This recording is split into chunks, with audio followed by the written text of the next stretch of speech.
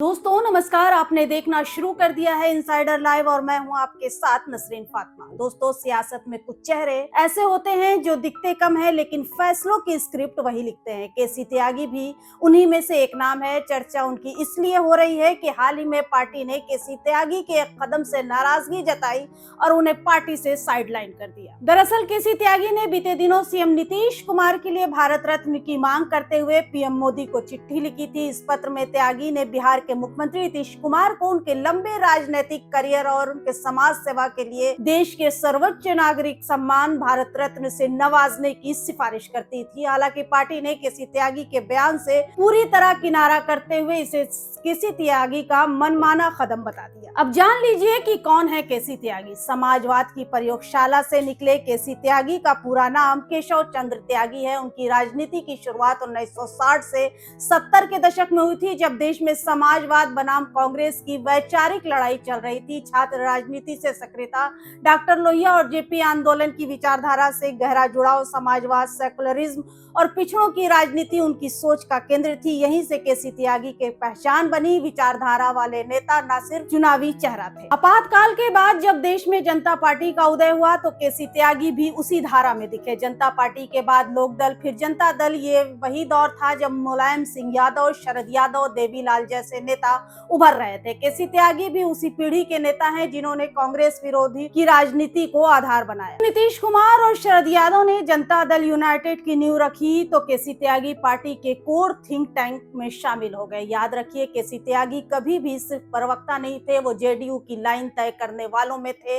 JDU में उनकी भूमिकाएं राष्ट्रीय प्रवक्ता, राष्ट्रीय महासचिव, संसद में पार्टी की वैचारिक आवाज बनकर उभरी। केसी त्यागी लोकसभा सांसद भी रहे, बाद में वो राज्यसभा भी गए। अब सवाल यह है कि 50 साल की सियासी अनुभव रखने वाला नेता अचानक हाशिए पर क्यों? इसके 5 बड़े कारण माने जाते हैं। नीतीश कुमार की बदली रणनीति। नीतीश अब फ्लेक्सिबल राजनीति करते हैं, बीजेपी से दूरी और नजदीकी दोनों। केसी त्यागी की वैचारिक सख्ती, समझौते वाली राजनीति उन्हें मंजूर नहीं। पार्टी में नई पीढ़ी का उदय, कई बार पार्टी लाइन से अलग बयान, ये सब उनके लिए पार्टी से दूरी बनाते गए। उनकी छवि सेकुलरिज्म के पक्षधर और संघ पर तीखे हमले, भाजपा की वैचारिक राजनीति के मुखर आलोचक के रूप में बनी। आईपीएल में बांग्लादेशी खिलाड़ी को हटाने के फैसले हो या फिर 2024 में फिलिस्तीन के मुद्दे पर भारत सरकार से अलग स्टैंड, ये उन नेताओं में रहे जो बीजेपी से समझौते की राजनीति के हमेशा आलोचक थे। अगर जेडीयू में किसी नेता ने आरएसएस बीजेपी की सबसे ज्यादा तीखे बयान दिए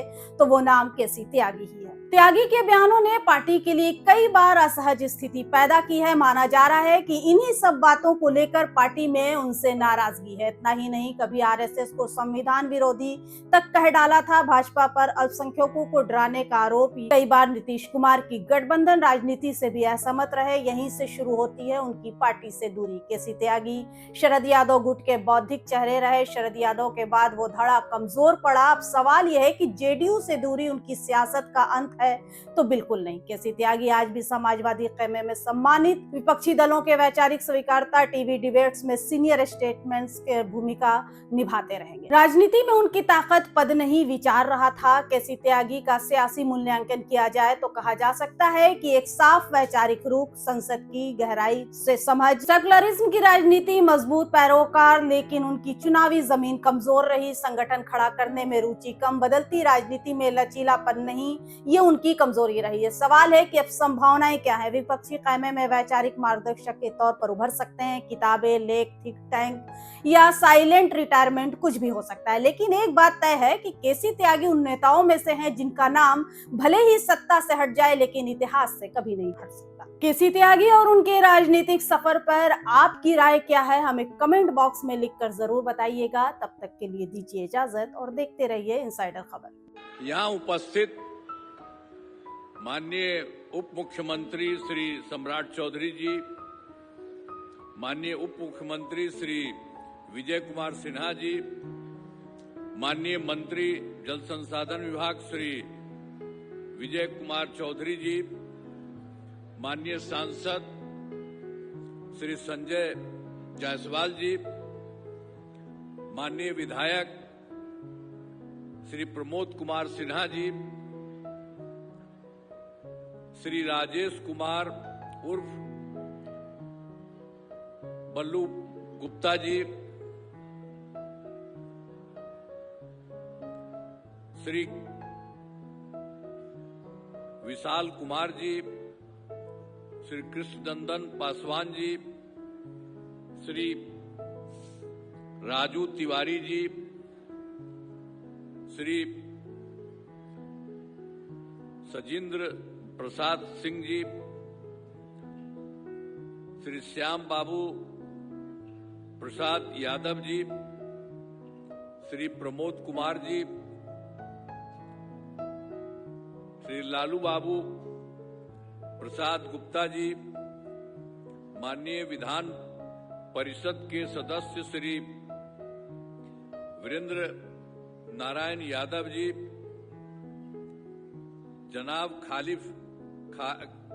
खालिद अनवर साहब, जनाब आफाक अहमद साहब, सभी माननीय मुख्यमंत्री पूर्व सांसद एवं माननीय पूर्व विधायकगण एवं पूर्व विधान परिषद के सदस्यगण, सभी विभागों के पदाधिकारीगण, इस कार्यक्रम में उपस्थित सम्मानित नेतागण, सम्मानित जनप्रतिनिधिगण, कार्यकर्तागण, प्रिंट एवं इलेक्ट्रॉनिक मीडिया के पत्रकार मित्रों एवं छायाकार बंधुओं, बहनों एवं भाइयों, मैं सबका नमन करता हूं। आज के इस कार्यक्रम में आप सब लोग यहां पर उपस्थित हुए हैं और अभी कई हमारे सब नेताओं ने बहुत सारी बातें आपको कह दिया है, एक एक चीज को जानते हैं। हम तो आपको ये बताना चाहते हैं कि भाई हम लोगों की सरकार तो 24 नवंबर 2005 से बनी है, लेकिन उसके बाद से हम लोगों ने सब जगह काम किया है लोगों के हित में। और आप जान लीजिए कि उसके पहले क्या स्थिति 24 नवंबर 2005 से हुआ, लेकिन उसके पहले की सरकार तो कई साल रहते रहे, तो क्या हाल था, पहले क्या स्थिति थी? पहले बहुत बुरा हाल था। अब उन लोगों का क्या स्थिति था? पहले जो हम लोग आए उसके पहले की क्या स्थिति? लोग शाम के बाद घर से बाहर नहीं निकलते थे। समाज में कितना विवाद होता था, कितना हिंदू मुस्लिम झगड़ा होता था। पढ़ाई का क्या हाल था? बहुत कम बच्चे पढ़ते थे, बहुत कम पढ़ाई होती थी। पहले इलाज का पूरा इंतजाम नहीं था, सड़कें बहुत कम थी और जो थी उनका बुरा हाल था। अब बिजली बहुत कम जगह थी। ये पहले की स्थिति ही थी।